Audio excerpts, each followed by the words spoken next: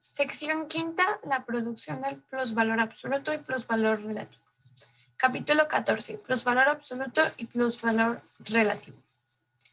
En tanto que el proceso de trabajo es puramente individual, el mismo trabajador reúne todas las funciones para que más tarde se esciden. Al apropiarse individualmente para satisfacer sus finalidades vitales, de objetivo que se encuentran en la naturaleza y se controla a sí mismo. El producto, antes fruto directo del productor individual, se transforma en general en el producto colectivo de una persona combinado de un trabajo, cuyos miembros están más cerca o más lejos del manejo del objeto del trabajo. Al ampliarse el carácter cooperativo del proceso laboral mismo, se amplía necesariamente. Por consiguiente, el concepto de trabajo productivo de su portador y el obrero productivo, por otra parte, en cambio, ese concepto se vuelve más restringido. La producción capitalista no solo es una producción de mercancía, es en esencia producción de plusvalor. El obrero mismo no solo produce para sí, sino también para el capital. Por tanto, ya no basta con que produzca en general, tiene que producir plusvalor. Solo es un producto el trabajo que produce el plusvalor para el capitalista o que sirve para la autovalorización del capital. El concepto de trabajo productivo, que por ende en modo alguno implica mercancía en relación entre actividad y efecto útil entre trabajador y producto del trabajo, sino además una relación de producción específicamente social, que pone en el trabajador la importancia del medio directo de valorización del capital. De ahí que ser trabajador productivo no constituye ninguna dicha, sino una maldición. En el libro cuarto de El Capital, dedicado a la historia de la teoría, se expondrá más a detalle cómo la economía política clásica consideró siempre la producción de plusvalor, que era una característica distinta del trabajo productivo, al cambiar su concepción respecto a la naturaleza del plusvalor. Cambia también, por consiguiente, su definición del trabajo productivo. En un primer momento, la producción del plusvalor absoluto y la producción del plusvalor relativo se nos presentaba como dos tipos diferentes de producciones diferentes, pertenecientes a diferentes épocas del desarrollo del capital. La producción del plusvalor absoluto trae aparejado que las condiciones de trabajo propias de cosas se transformen en capital y los trabajadores en obreros asalariados. Que los productos sean productos en cuanto a mercancías, esto es producido para la venta. Que el proceso de producción sea el propio tiempo proceso en el que el capital consume la fuerza de trabajo y por ende esté sometido al control directo de los capitalistas. Finalmente, que se prolongue el proceso de trabajo y por tanto la jornada laboral, más allá del punto en el que el obrero solo ha producido un equivalente por el valor de su fuerza de trabajo. Este proceso puede ocurrir y ocurre sobre la base de modos de explotación que se conservan históricamente sin la intervención del capital. No se opera entonces más que una metamorfosis formal, o en otras palabras, el modo capitalista de explotación solo se distingue de los precedentes, como el sistema clasista, entre otros. Por el hecho de que estos se arrancan el trabajo por medio de la coerción directa y en aquella mediante la venta de voluntaria de la fuerza de trabajo. Por eso la producción del plusvalor absoluto únicamente supone la subsisión formal del trabajo en el capital. La producción del plusvalor relativo supone que la producción de este mismo, por ende, también la forma general adecuada de la producción capitalista. Su finalidad es el acrecimiento del plusvalor por medio de la reducción del tiempo de trabajo necesario y independientemente de los límites de la jornada laboral. El objetivo es alcanzar mediante el desarrollo de las fuerzas productivas de trabajo. Ello trae aparejada una revolución del proceso laboral mismo. Ya no alcanza una prolongación, sino es necesaria una configuración entre la producción del plusvalor relativo, pues supone un modo de producción específicamente capitalista, que con sus métodos y medios y condiciones solo surge y se desenvuelve de una manera espontánea. Solo el fundamento de la subsisión formal de trabajo en el capital, en lugar de la subsisión formal, en su entrada a una escena de subsisión real del trabajo en el capital. Las formas híbridas en las que el productor no se extrae el plus-trabajo mediante la coerción directa ni tampoco se ha verificado la subordinación formal de aquello bajo el capital. Este aún no se ha apoderado directamente aquí del proceso de trabajo. Junto con los productores autónomos que se ejecutan sus trabajos artesanales o cultivan la tierra bajo el modo de explotación tradicional, hace una aparición en el usurero o comerciante, el capital usurero o comerciante que succiona parasitariamente dichos productores. El modo de producción específicamente capitalista deja de ser un simple medio para la producción del plusvalor relativo, sino ahora se convierte en una forma general, socialmente dominante del proceso de producción. Como método particular para la producción del plusvalor relativo únicamente opera primero en tanto se apodera de las industrias que hasta entonces solo estaban subordinadas formalmente al capital. Esto es su propagación. Segundo, en todos los cambios en sus métodos de producción revolucionan continuamente las industrias que ya habían sido caídas en su órbita. El plusvalor relativo es absoluto, pues trae aparejado una prolongación absoluta de la jornada laboral, pues encima del tiempo de trabajo necesario para la existencia del mismo obrero. El plusvalor absoluto es relativo, pues condiciona un desarrollo de productividad laboral que permite confinar el tiempo de trabajo necesario a una parte de la jornada laboral, pues si tenemos en cuenta el movimiento del plusvalor, esa aparición de identidad se desvanece.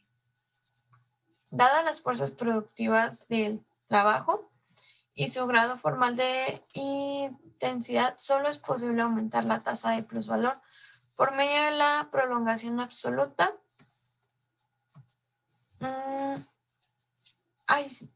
Por medio de la prolongación absoluta de la jornada laboral. Por otra parte, dado los límites de la jornada laboral, solo es posible aumentar la tasa del plusvalor por medio del cambio relativo de las magnitudes de sus componentes, el trabajo necesario y el plus trabajo. Lo que a su vez, si el salario no ha de descender por debajo del valor de la fuerza de trabajo, supone un cambio en la productividad o intensidad del trabajo. Capítulo 15. Cambio de magnitudes en el precio de la fuerza de trabajo y en el plusvalor. El valor de la fuerza de trabajo está determinado por el valor de los medios de subsistencia que habitualmente necesita el obrero medio. Lo que varía es el valor de esta masa. El empleo de esas fuerzas de trabajo diferentes está condicionado a su vez por el modo de producción, que esta ocasiona una gran diferencia en los costos de producción de la familia obrera. Como es obvio, muchas combinaciones son posibles, según uno de los tres factores sea constante y los demás variables, o puede ser dos factores constantes y el tercero variable, incluso finalmente variables a un mismo tiempo de los tres. El número de estas combinaciones puede aumentar más aún debiendo a que en este caso de variación simultánea de los diversos factores, la magnitud y sentido de dicha variación puede ser diferentes. En lo que sigue, que es la magnitud de la jornada laboral e intensidad del trabajo constantes, que son dadas a la fuerza productiva del trabajo variable. Una variación en la fuerza productiva del trabajo, su aumento opera en sentido inverso sobre el valor de la fuerza de trabajo y en sentido directo sobre el plusvalor. El producto de valor de la jornada laboral de 12 horas es una magnitud constante. Esta magnitud constante es igual a la suma del plusvalor, más el valor de la fuerza de trabajo que el obrero suple por un equivalente.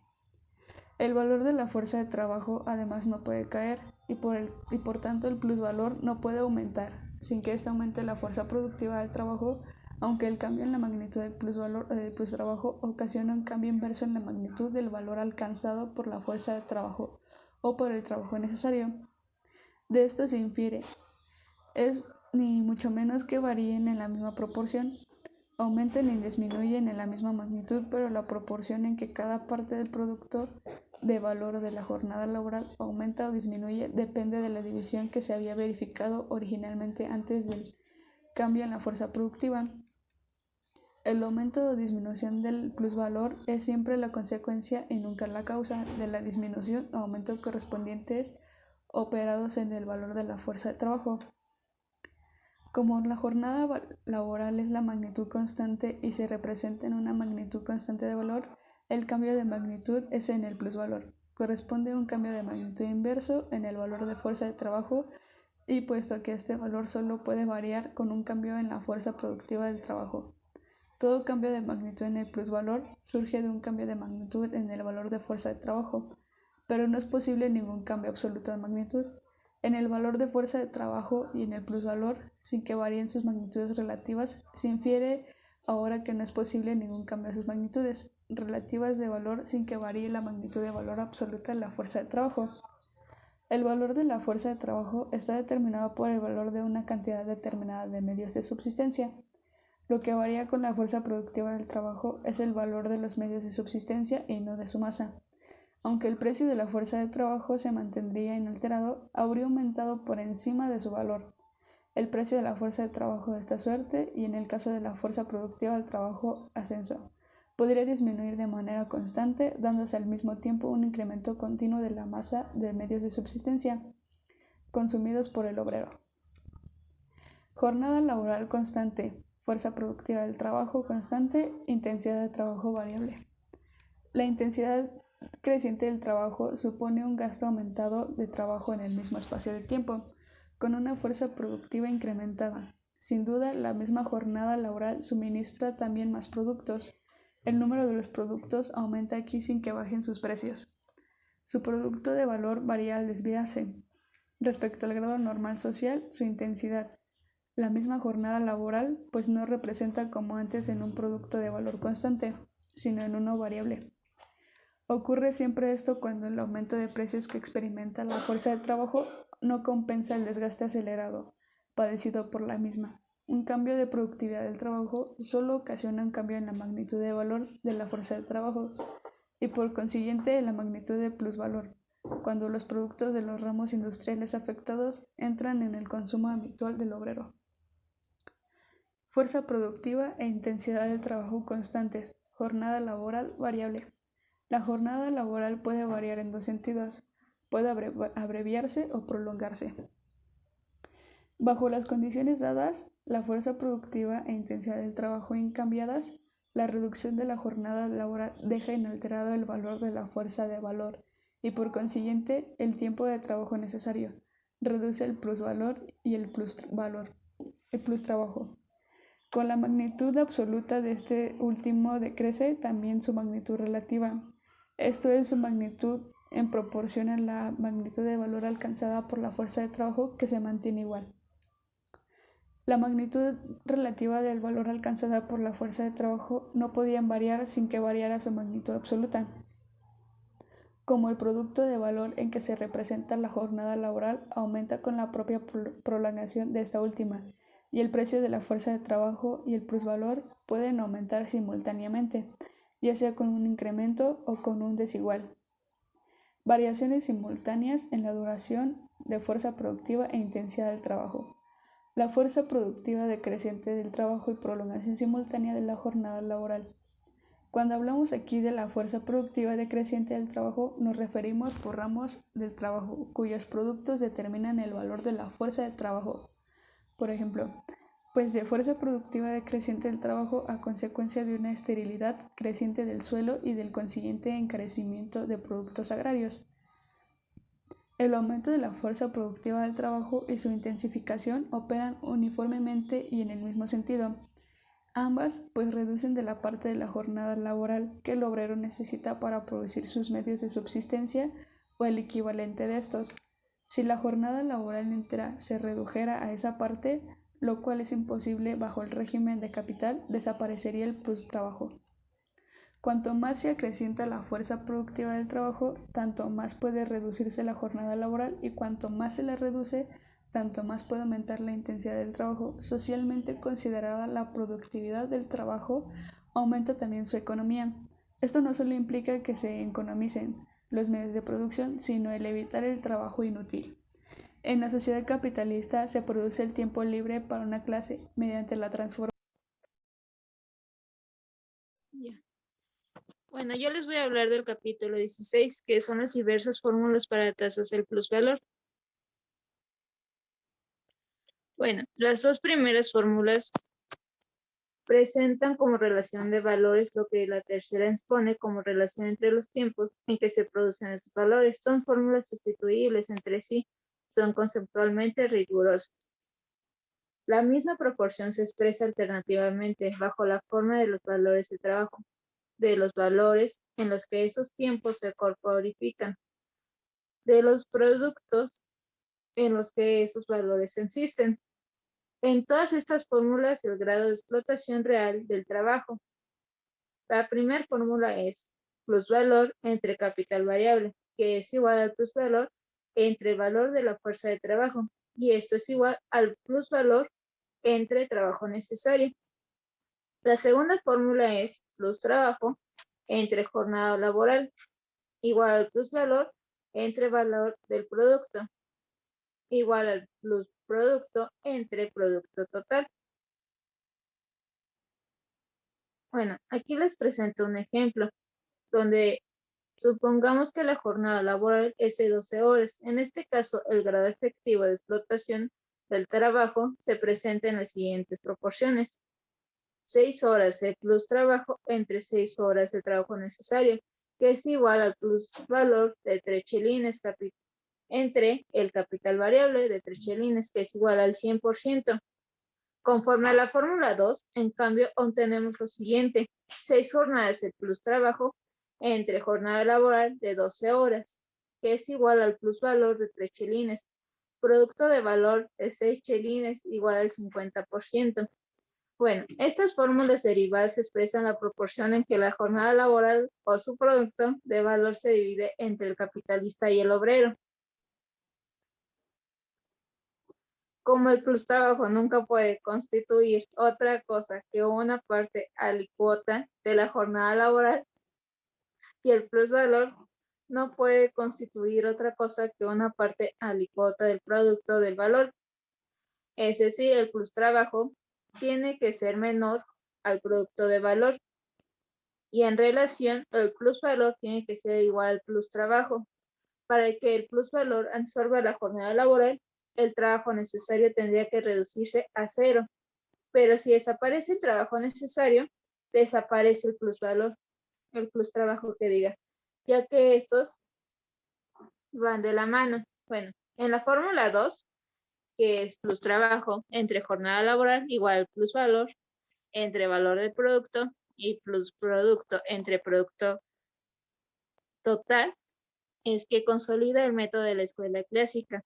Consiste en operar con la jornada laboral como una magnitud constante y lo consolida porque el plus trabajo se compara siempre con una jornada laboral de magnitud dada. Ejemplo, plus trabajo de 6 horas entre jornada laboral de 12 horas. El tiempo de trabajo necesario será igual a la jornada laboral de 12 horas menos plus trabajo de 6 horas, por lo que llegamos al siguiente resultado. Plus trabajo de 6 horas entre el trabajo necesario de 6 horas es igual a 100 entre 100.